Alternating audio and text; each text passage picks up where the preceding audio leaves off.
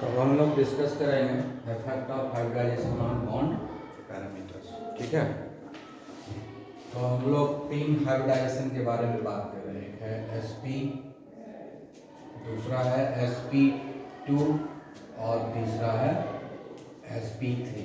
ठीक है ना। इसमें जो s का कैरेक्टर है कितना होगा, ये 50%, और p का कैरेक्टर कितना होगा 50%। हाँ, इसमें s का कैरेक्टर कितना होगा 33%, और p का कैरेक्टर कितना होगा 67%। है ना, तीन भाग में बांटोगे तो 33% तीनों होगा, तब ना 100 पूरा होगा। तो 33% s का कैरेक्टर हो गया, p का कैरेक्टर 67% होगा। यहाँ पर 1 और 3 4 टुकड़ा होगा, यानी s कितना हो गया 25%, और p कितना हो गया 75%। समझ गया ना। हाँ, अब ध्यान देने की बात है कि s जो होता है न्यूक्लियस के ज़्यादा नज़दीक होता है। s जो होता है न्यूक्लियस के ज़्यादा नज़दीक होता है। ठीक है, नहीं न्यूक्लियस का इम्पैक्ट s पर ज़्यादा पड़ेगा, s को ज़्यादा अट्रैक्ट करेगा। आई बात समझ में। तो सबसे ज़्यादा s का कैरेक्टर किस में है, sp में 50%, यानी ये न्यूक्लियस के सबसे ज़्यादा नज़दीक होगा, न्यूक्लियस का इम्पैक्ट इसके ऊपर सबसे ज़्यादा होगा। यानी वैसा कार्बन जिसमें कि sp हाइब्रिडाइजेशन है सबसे छोटा बॉन्ड बनाएगा। सबसे कम s का कैरेक्टर किसमें sp3 में है ना। इस पर जो है न्यूक्लियस का इम्पैक्ट सबसे कम होगा, न्यूक्लियस से थोड़ा दूरी रहेगा, सबसे नज़दीक ये रहेगा, न्यूक्लियस के सबसे नज़दीक वो रहेगा। कौन रहेगा, sp। जितना ज़्यादा s कैरेक्टर होता है, समझ गया ना। हाँ, तो जो कार्बन होगा, जिस कार्बन का हाइब्रिडाइजेशन sp होगा, वो सबसे शॉर्टर बॉन्ड बनाएगा, मतलब सबसे स्ट्रॉन्ग बॉन्ड बनाएगा। आगे बात समझ में। तो जब यहाँ पर हम लोग जैसे कार्बन कार्बन है, ये H है, ये H है, ये sp3 है, sp3 हुआ, और ये कार्बन हाइड्रोजन बॉन्ड हुआ। हाइड्रोजन का कौन सा हिस्सा लेता है, 1s पार्टिसिपेट करता है, और ये इसका कौन सा हिस्सा, इसका sp3 हाइड्रोजन, तो sp3s कैरेक्टर आएगा ना। उसके बाद अगर हम इसमें लेंगे तो ये क्या है, sp2 है इसका हाइब्रिडाइजेशन, और ये क्या है, ये तो 1s इसमें पार्टिसिपेट किया, हाइड्रोजन का 1s में, तो क्या होगा sp2s होगा। और तीसरा लेते हैं ट्रिपल बॉन्ड वाला, तो ये तो 1s इसका पार्टिसिपेट किया बॉन्डिंग में, और इसका कौन पार्टिसिपेट कर रहा है, कौन सा ऑर्बिटल, sp। हाँ, कार्बन का sp ना। तो कितने तरह का बॉन्ड हुआ, sp3s bond, sp2s bond, sps bond, 1। और ये sp3 है, ये भी sp3 है, तो sp3 बॉन्ड हुआ। ये भी sp2 है, ये भी sp2 है, तो कार्बन कार्बन के बीच में sp2 बॉन्डिंग हो रहा है। ये भी sp ही ना है, इसका भी हाइब्रिडाइजेशन, तो कार्बन कार्बन के बीच में क्या हो रहा है, sp के बीच में बॉन्ड बन रहा है कि नहीं। आया समझ में। हाँ, तो इतने तरह का बॉन्डिंग हो रहा है, तो कौन सा बॉन्ड लेंथ सबसे मजबूत होगा। ठीक है, तो हम लोग पहले बात करते हैं sps बॉन्ड, कार्बन और हाइड्रोजन के बीच का बॉन्ड sps। इसमें क्या बनेगा, sp2s बॉन्ड, sp2s बॉन्ड। इसमें क्या बनेगा, sp3s बॉन्ड। हाइड्रोजन में क्या ले रहा है 1s ना, हाइड्रोजन 1s, तो sp3 1s, sp3 1s, तो sp3s बॉन्ड बना।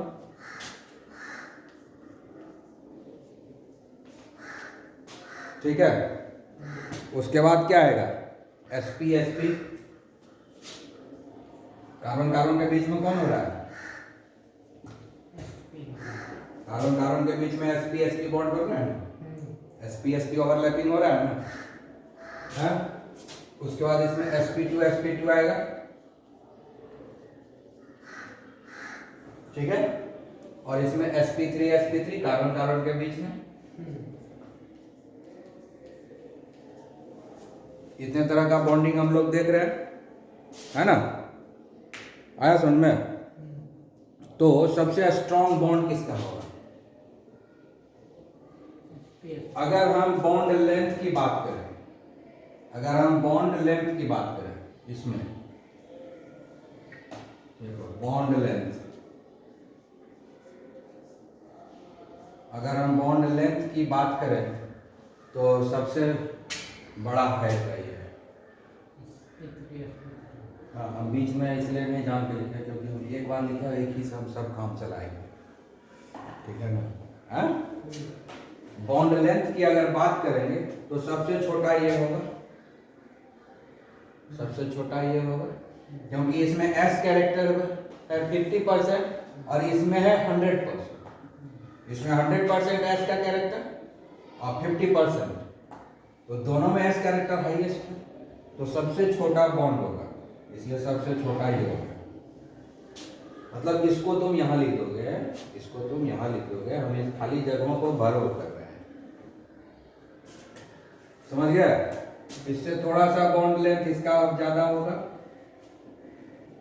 ठीक है, इससे थोड़ा बड़ा बॉन्ड लेंथ इसका होगा, ठीक है, इससे भी बड़ा बॉन्ड लेंथ इसका होगा, इससे भी बड़ा बॉन्ड लेंथ इसका होगा। में तो S 50% S 50% है। हाँ, तो कम हो गया ना, इससे तो कम हुआ, इससे भी कम हो गया ना।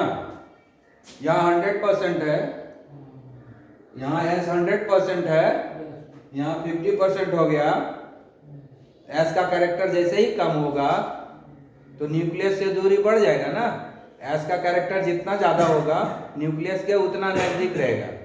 सबसे ज्यादा पेनेट्रेशन करता है न्यूक्लियस के पास, सबसे नजदीक S ही रहता है। तो S कैरेक्टर जैसे ही कम होगा न्यूक्लियस से दूरी बढ़ जाएगा ना, तो बॉन्ड लेंथ बढ़ेगा ना। आई बात समझ में? हाँ, तो सबसे बड़ा बॉन्ड लेंथ कौन है? ये वाला सबसे बड़ा कौन है? ये कार्बन कार्बन बॉन्ड सबसे बड़ा है, ये वाला। इससे छोटा ये वाला, उससे भी छोटा ये वाला, उससे भी छोटा sp3s ये, फिर उससे छोटा sp2s, उससे छोटा sps, सबसे छोटा sps। समझ में आया कुछ कि नहीं आया? समझ में? क्लियर हुआ? ये हुआ बॉन्ड लेंथ।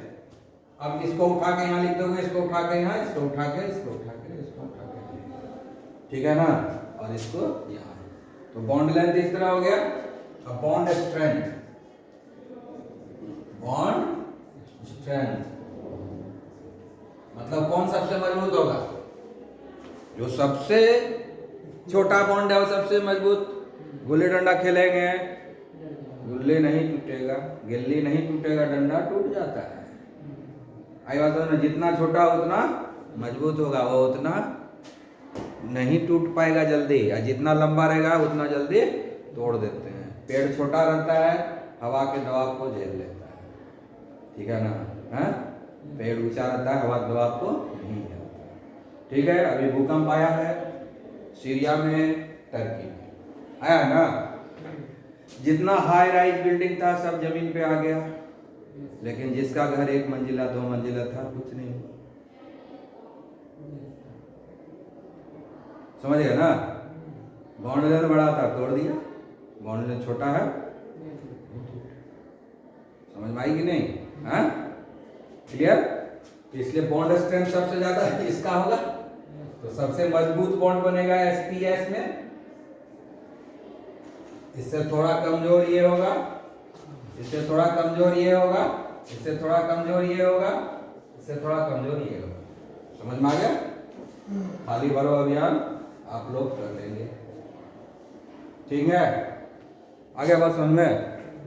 उसके बाद हम लोग देखते हैं बॉन्ड एनर्जी। बॉन्ड एनर्जी क्या है? Energy required to break the bond. Energy required to break the bond. जो जितना मजबूत उतना ज्यादा एनर्जी लगेगा तोड़ने में ना, जो जितना ताकतवर उसको पीटने में ज्यादा मेहनत लगेगा ना, कि जो कमजोर रहेगा उसको पीटने में मेहनत लगेगा। ठीक है ना? तो जिसका बॉन्ड लेंथ, बॉन्ड स्ट्रेंथ सबसे ज्यादा है उसका एनर्जी सबसे ज्यादा होगा। ये सेम ऑर्डर हो जाएगा, जो स्ट्रेंथ का है वही हो जाएगा। हाँ, ठीक है। इसका तो खैर वैल्यू भी है, वैल्यू भी हम बता देते हैं। 507 इसको लिया गया है किलो जूल पर मोल। ठीक है, 507 किलो जूल पर मोल। 443 किलो जूल पर मोल। ठीक है, 435 किलो जूल पर मोल। ठीक है, 433 मतलब इसका बॉन्ड एनर्जी, इसको तोड़ने में बॉन्ड एनर्जी इतना लगेगा, इस बॉन्ड को तोड़ने में इतना एनर्जी लगेगा, इस बॉन्ड को तोड़ने में इतना एनर्जी लगेगा, इस बॉन्ड को तोड़ने में इतना एनर्जी लगेगा। मतलब sp-s बॉन्ड, ये जो कार्बन हाइड्रोजन बॉन्ड, इसको तोड़ने में कितना लगेगा? 507 किलो जूल पर मोल। ठीक है, आया बात समझ में? उसके बाद sp2s बॉन्ड को तोड़ने में 443 किलो जूल पर मोल लगेगा। उसके बाद sp3s बॉन्ड को तोड़ने में 435 किलो जूल पर मोल एनर्जी खर्च होगी। समझ में आ गया ना क्या लिख रहे हैं हम? हाँ, आया समझ में?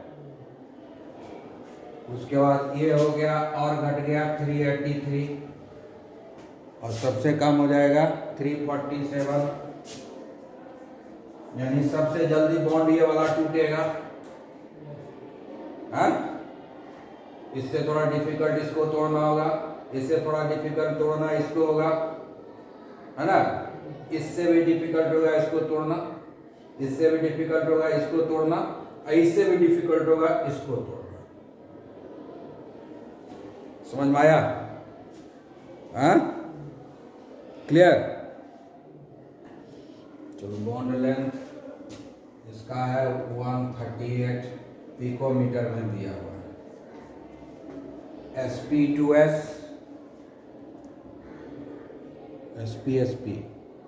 sp2 बॉन्ड लेंथ होता है 148 पिकोमीटर। ठीक है, और sp3 हो गया 154 पिकोमीटर, है ना? बढ़ गया कि नहीं? बॉन्ड लेंथ इससे ज़्यादा है ना?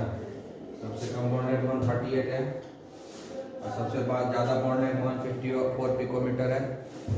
तो अगर बॉन्ड का हमको मिल गया वैल्यू तो हम लिख दिए, नहीं तो तुमको तो ये बात देना है।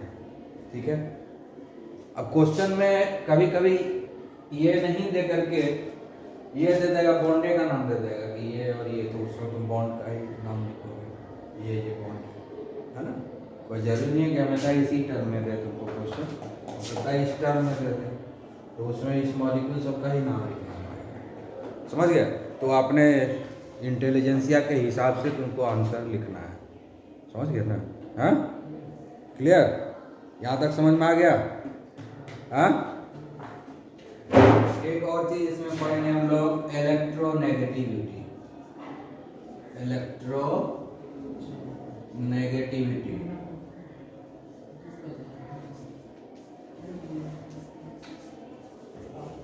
इलेक्ट्रोनेगेटिविटी समझते हो? इलेक्ट्रोनेगेटिविटी क्या पढ़ाया हुआ बता रहा है? Electronegativity is the tendency of a species to attract electron. समझ गया ना?